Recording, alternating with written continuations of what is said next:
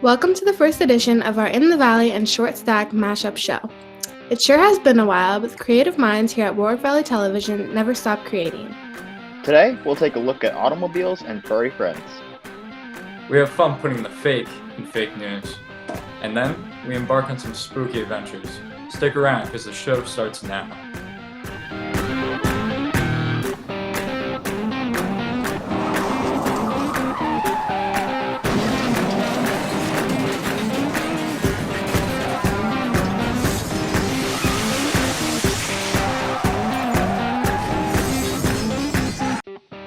Welcome to In the Valley. I'm Caroline Cottle. Our first story involves a furry friend found in many homes. Stephen Archambault has more on this timeless relationship. Dogs. They've been man's best friend for years, even centuries. Most people enjoy having dogs as a loving companion. But what does having a dog to a family exactly mean? Today we will be asking dog owners the joy and memories they've brought to families, and what exactly it means to own a dog. But first, let's ask them where they got their first dog. I got my first puppy. It was a poodle, and we lived at 821 Bronxville Road, Yonkers, New York. Well, actually, I was born into a family that already had a dog, so my first dog actually got me instead of the other way around. This is Charlie. The cops had him since 2008, and he has been a great dog to the family ever since. Charlie's brought joy to the family by just being Charlie. He tends to be on the lazier side, so pointing that out about him definitely makes for some jokes. Having someone to play with certainly is fun, even if it's just the dog. And in general, just having the dog to, poke around at us when we're trying to eat, or just run around when he gets excited. When he's not being lazy, he's just a ball of energy, so it's a lot of fun to watch, and that brings a lot of joy to the family. As you can see, the cops do enjoy their dog, but what amazing memories have they had with him? Oh, too many to count. One of my favorites, though, has got to be, there was one night where we were having family dinner inside, and Charlie was out on the deck. The sun was setting. It was a beautiful day. I was looking out the window at him, and he was staring at something off the side of the deck. We could only see him on the deck, so we weren't quite sure what he was looking at. But I was just staring there. I was just sitting there staring at him and saying, "He's gonna jump, isn't he?" And with that, right through in between the he jumps through the two legs of the railing, and we just start freaking out. Oh my God, the dog jumped! It looked like Underdog taking off in the cartoons. Turns out he just ran across the street to go say hi to the neighbor's dog. But little adventurer here. He goes a little crazy every once in a while, and it's like I said, there's just too many moments to count. But that's one that stands out to me. The dog has given the cops hundreds of memories, but what exactly is the purpose of having a dog? There are plenty of purposes of owning a dog, but one of them is companionship. Having something or someone to hang around with, play with, spend time with is great, and obviously it's a beneficial relationship for both people. As for the human, they have someone to play with, someone to keep them company, and for the dog, they have a lifelong friend. So I think the purpose of owning a dog is having companionship for both the human and the dog, and just it's a beneficial relationship for both people. A dog can change families in many ways, including the joy and how much they can feel like a member of the family, and giving you tons of memories. I've been Stephen Archambault, and always remember, you can have the perfect best friend, even if they have paws. For many, a dog can quickly go from a man's best friend to a part of the family. If you are looking to add a little furry joy into your life, contact the Warwick Valley Humane Society and save a pet that could sure use a new home. While pets are a great symbol of companionship, for a lot of people this next item represents freedom and mobility, but the buying process can be tricky. Aidan Henderson is in the driver's seat for our next story. Looking for a new car can be a stressful task for a lot of people, especially considering the massive amount of money you're committing to spend. For a first-time buyer, most people will usually go with a used car to save money. In fact, nearly 75% of car sales in 2019 were used. Regardless, what even goes into buying a car anyway? What should a person look for? Joining us today is Eric Henderson and Annette Henderson, two experienced car owners who have some tips for first-time buyers. My advice would be to buy the car that you can afford. I mean, everybody wants to have the nice, fancy sports car and so forth, but all those things cost money. And the thing is, you have many other things you want to pay for as you start off with your first whatever. So always just buy a car that you can afford. It's a little bit harrowing if you're trying to negotiate in purchasing a car. Always take a friend with you when you do that. Take a friend or a family member to negotiate the purchase. I think safety is very important when you are looking for a car, whether it be a new or a used car. Try to get one that has a really good safety rating. You can go to Kelley Blue Book for that. You can go to the National Traffic Safety Council. There are many different places on the internet that you could try to get that information from. Typically, things you should consider when buying a car are the age, mileage, and dealership incentives such as rebates or low interest loans. But at the end of the day, you should be buying the car that you actually want. My dream car, I really don't have a dream car. I just like a nice, quiet, comfortable car. So as I look for new cars every 4 or 5 years, I just look for another car that I find comfortable. I don't really know. I've had a car, the current car that I'm driving. I've been driving it for a long, long time. I must say I am interested in a Subaru because I know that Subarus are safe cars. I like Toyotas. I like Hondas. I've driven Hondas in the past. I know that those are very good cars too. Probably something that has a very good rating, but I'd have to do a little more research. In the United States, Toyota is undoubtedly the most popular car manufacturer, with Mercedes being the most popular luxury brand. Now when it comes to new cars, everyone knows that as soon as you drive the car off the lot, it loses a significant amount of its value, sometimes as much as 10%. But how does this apply to used cars? While used cars are inherently much less valuable than their new counterparts, you can still find a used vehicle that provides excellent value for your money. Again, it depends on what kind of car you're looking for and what do you need it for. For instance, if you just need a regular car, nowadays an SUV is the best car because you can carry things besides people, carry equipment and so forth. But again, if you're in a business where, well, I'm carrying construction equipment, well, you might need a pickup truck. So again, it depends on what you need the car for. I would probably say Subaru. I don't think the Subarus lose their values as quickly as other cars.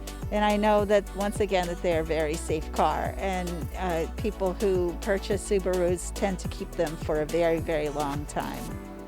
Now that you're in the know, we wish you luck on your car search. This has been Aidan Henderson from WVTV reporting. Buying a car for the first time can be exciting, but also a little scary. If you're actively looking for a car, make sure you shop around a bit first to secure the best deal.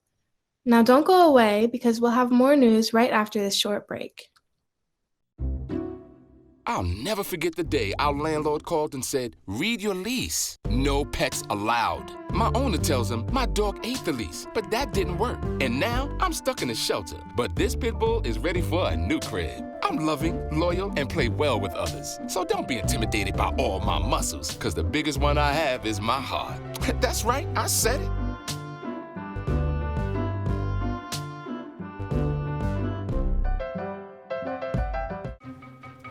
Me and my boy Matt had it good. He had catnip that was off the hook. But one day, he brings a girl home, and she's allergic to cats. Every sneeze was a nail in my coffin. Now I'm in a shelter. It's decent, but they don't even have Wi-Fi.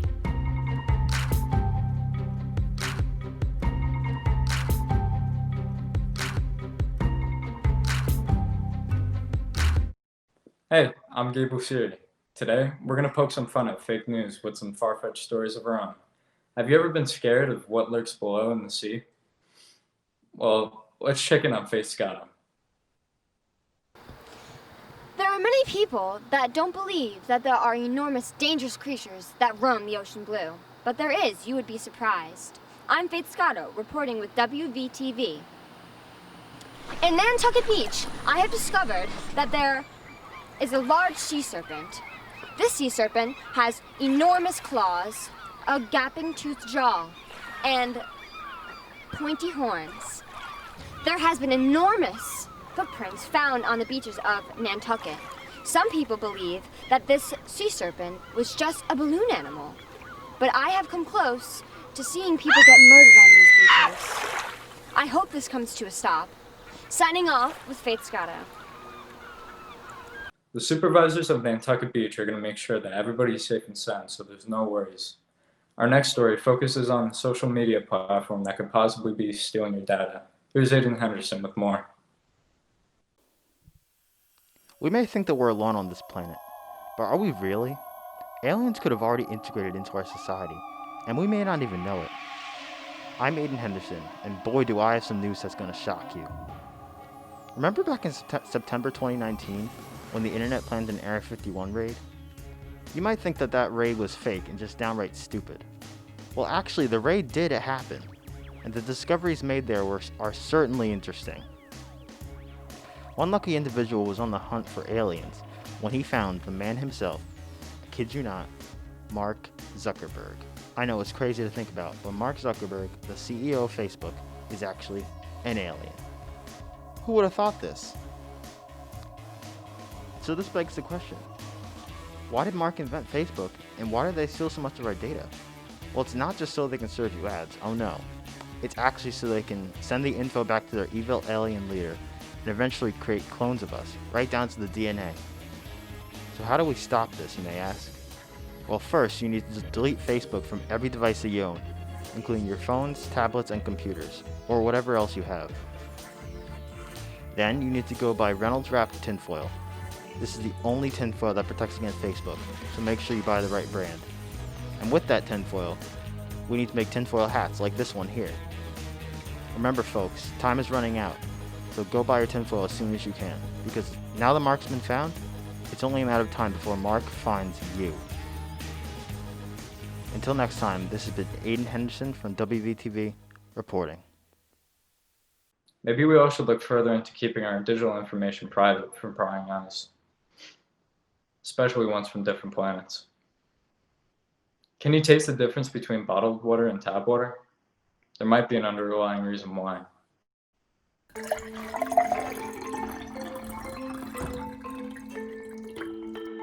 Government has always kept its eyes on us, like a big brother, constantly listening, watching, and studying. But what if I told you that they didn't have our best interests at heart? Fluoride, I think it's used in toothpaste. It's supposed to help, your teeth be strong. I think fluoride is a chemical compound that is found in toothpaste. Do you get your water from a well, or do you use a Brita or a tap? Have you ever seen news stories about the chemicals in our water? If you have, you've probably heard of fluoride. Fluoride is a natural mineral used to build up your enamel, reverse the side effects of teeth decay, and prevent the growth of harmful bacteria in your mouth. In October of 1965, fluoridated water was flowing through the faucets of New York taps. During the 1950s, conspiracy theorists theorized that the fluoride in our water today is a communist plot used to undermine the public health of Americans. Or even worse, our government is trying to use fluoride to poison us.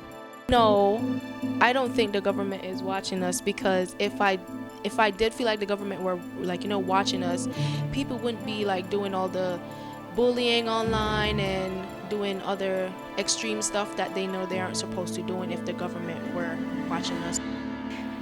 In terms of the government, I think they're definitely involved in our private life. I feel like some of the things that we use, like the gadgets and different things, they're always watching us. I think they're just always there. As Americans, we have the right to know what's going into our water, and then we can formulate our own opinions. I'm Emmanuelle Patterson, signing off. Now that I think about it, I have never seen a government official drink from the tap. Coincidence? I think not. Alright, it's time for a break. We'll be right back with some horror shorts after these messages. So, I'm kind of new here, but I've noticed a trend. My human does this funny thing where she goes around and gets all my toys, and then she hides them in that basket by the door. But it's always the same basket, and it's always in the same place. And then she acts so surprised when I find them, but, she's putting them in the same basket. Again. It's like, hello, that's where you put it last time. You were the worst at hide and go seek. When I first saw a turtle, my heart was full. Now I'm anything but lonely. We had this deep connection, this heart connection. He just wants to be close to you and part of your life. Every day with Turtle is a perfect day. He's an incredible companion and my best friend. When I'm holding her, it makes me feel calmer. It's a sensory thing. It's a thing with Asperger's. I've seen adults react to my daughter when she has meltdowns, like she's from a different planet. And this little animal just sat next to my child and was just like, it's gonna be cool. When I retired from the Navy, I found myself on a void in my life that had been filled by the people that I served with. Tommy really brought an important factor to my life. I think everything he does shows how much he loves us. When we adopt a shelter pet, we discover they're a little bit of a lot of things. But they're all pure love. Welcome back to our mashup show. I'm Stephen Archambault. Now it's time for our annual horror shorts. Don't look away, you're sure to be frightened. Ever have that feeling that you're being followed? Our very own Aidan Henderson short film is all about that feeling. Check it out. Do you ever, see things? No, do you ever see things? I'm pretty sure I have been. I've been getting this weird, eerie feeling like something's watching me, like I'm being followed. I've never known that feeling. I guess I might just be going crazy. Maybe you need to clear your head or something. Yeah. A walk usually helps me. Yeah, maybe I just haven't been getting enough sleep. School and everything. I'm always up late. I'm gonna head home. All right. Let me know when you get there. Yeah.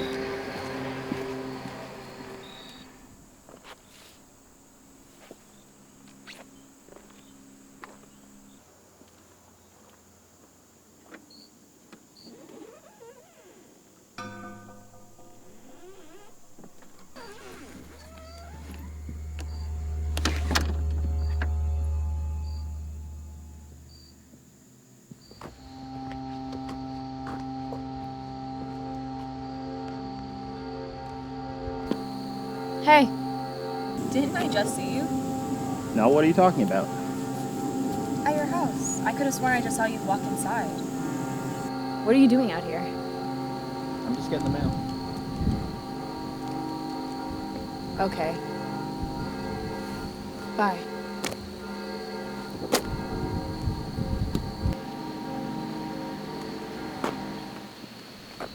Hey. Hey. What are you doing here? What are you doing here? I'm walking home. I just saw you at the mailbox. What mailbox? Your mailbox.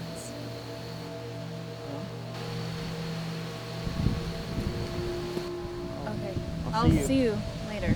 Yeah.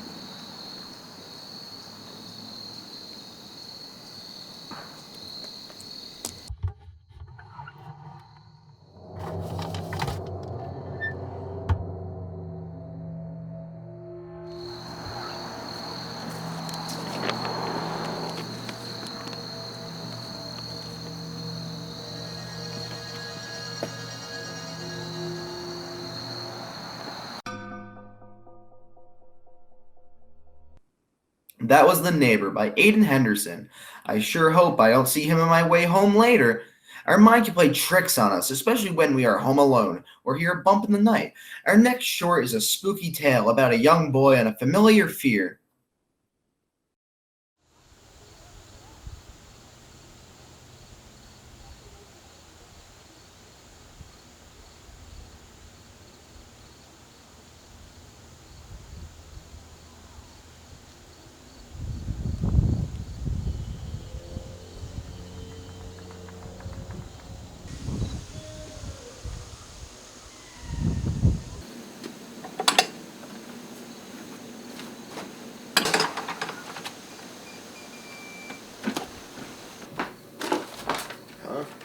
What is this? It's not the darkness. This is a dumb note. Mom? Dad? Whatever. Alright, let's go find the power. What did that letter mean about the darkness? Something's wrong here. Very wrong. This entire thing's stupid. Come on. If anyone's here, this isn't a joke. Alright. Time to solve this once and for all. Alright, it's finally time to see what's wrong with this stupid grid. What is in the darkness? Yeah, right. Nothing's wrong with it. It's all on.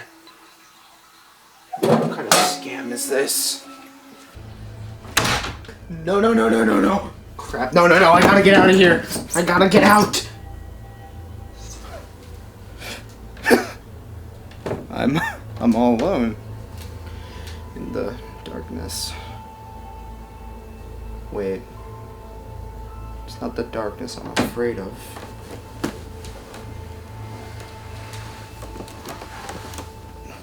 It's what's in the darkness I'm afraid of.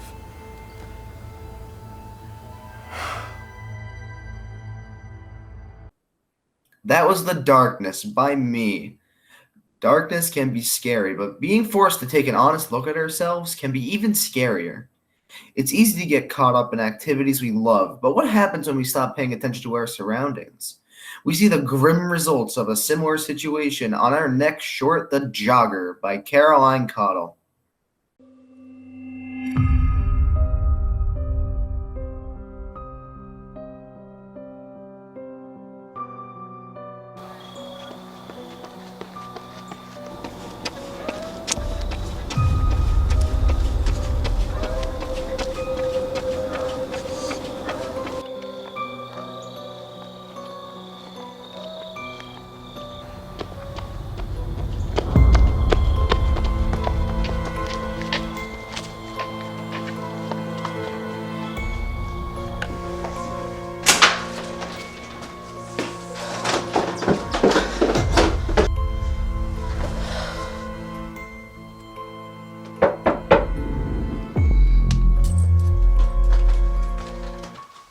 Hello? Hey Mom, I'm really scared. I keep seeing this weird dude on my runs. You're right, it's probably nothing.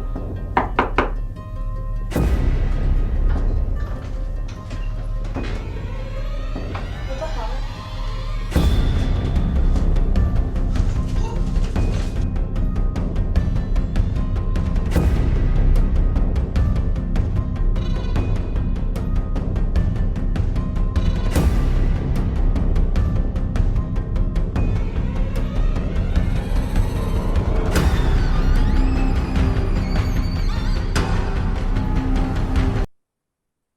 Whoa, suddenly don't want to go on my evening run anymore. Thanks for the nightmare fuel, Caroline. Late night essay writing is something we've all been through, and sometimes we face technical difficulties in the process. But what if we aren't the only ones with something due at 11:59? Our next short by Emmanuelle Patterson brings new meaning to the word deadline.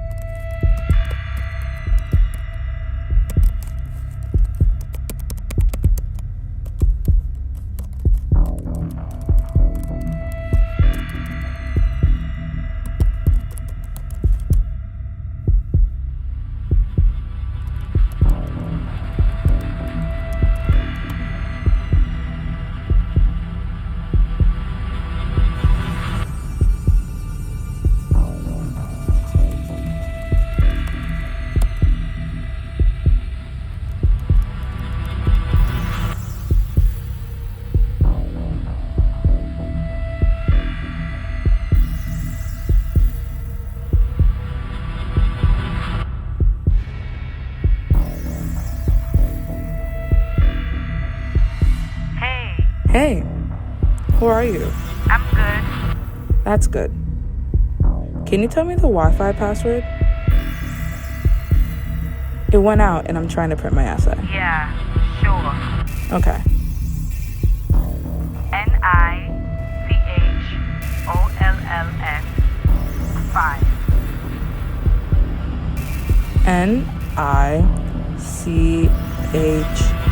NICHOLLS 5. Okay. Okay, thanks. Good night.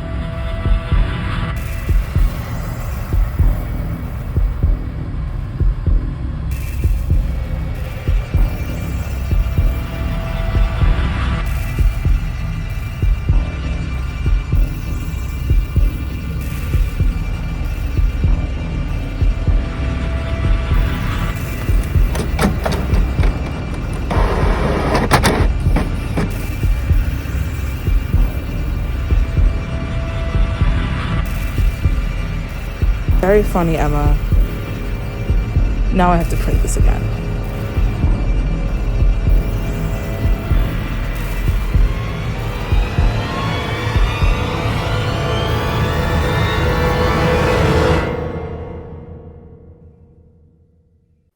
Now I understand why teachers don't want us to procrastinate. I guess they found out the hard way what happens when you cut a little too close. That was The Printer by Emmanuelle Patterson. In our next horror short, a quick trip to the basement becomes a dreadful journey. Faith Scotto brings us magical items.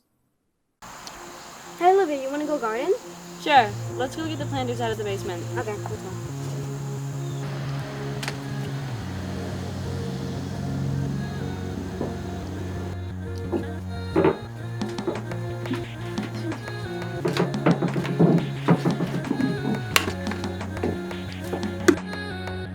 I think we forgot the soil. Okay. I'll get the soil. Forget the soil? Look at this! Why is it glowing? I don't know. Should we go in? I guess. Oh my god.